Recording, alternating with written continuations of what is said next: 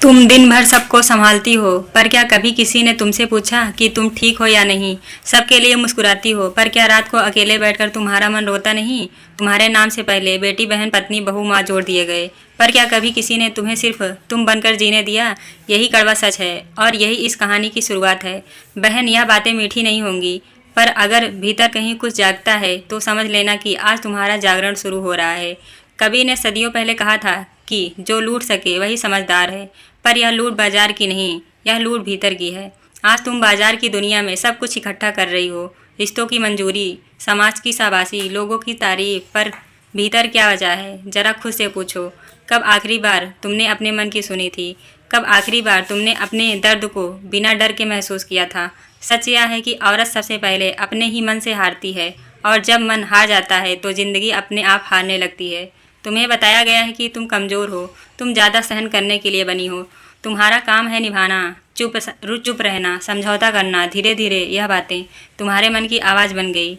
अब जरा ईमानदारी से देखो, कितनी बार तुमने खुद से कहा है कि मुझसे नहीं होगा, मेरी किस्मत ऐसी ही है, मेरे सपने बेकार हैं। यही वो जगह है जहाँ हार जन्म लेती है। पर सुनो बहन, तुम्हारा मन ही तुम्हारी शक्ति है। जिस दिन तुमने अपने मन का हाथ पकड़ लिया, उसी दिन से तुम्हारी जीत शुरू हो जाती है। और सबसे ज्यादा जहर तुम्हारे भीतर कौन भरता है? ताने, कटु शब्द, तुलना।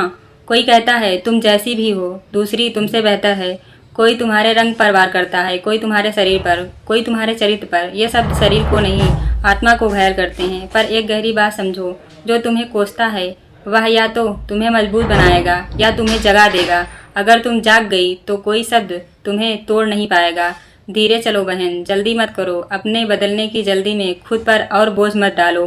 बीज आज बोया जाता है, फल समय आने पर मिलता है। हर दिन थोड़ा सा अपने लिए बचाओ, थोड़ा सा समय, थोड़ी सी सांस, थोड़ी सी चुप्पी।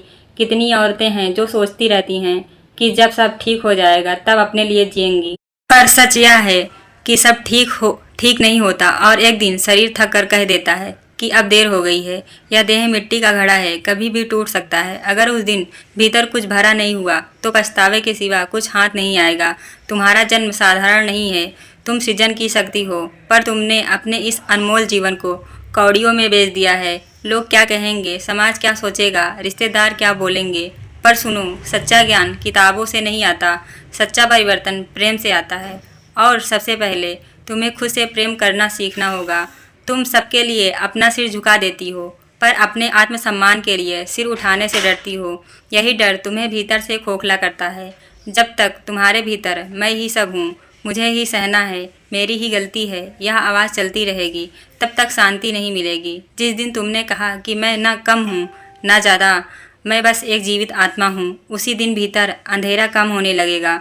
अब कुछ छोटे छोटे कदम सुनो, बड़े वादे नहीं, बस छोटे सच। हर दिन कुछ पल बिल्कुल अकेले बैठो, कोई काम नहीं, कोई भूमिका नहीं, सिर्फ सांस को महसूस करो।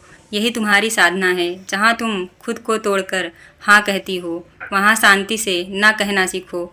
डर लगेगा, पर डर के पार आज़ादी है। जब कोई ताना मारे तो तुरंत जवाब मत दो, पहले अपने दिल पर हाथ रखो और याद करो कि तुम सुरक्षित हो। रात को सोने से पहले अपने लिए एक सच्चा वाक्य बोलो, आज मैंने खुद को नहीं छोड़ा, आज मैंने दुख खुद को संभाला है। यह छोटी छोटी बातें तुम्हें फिर से जोड़ेंगी।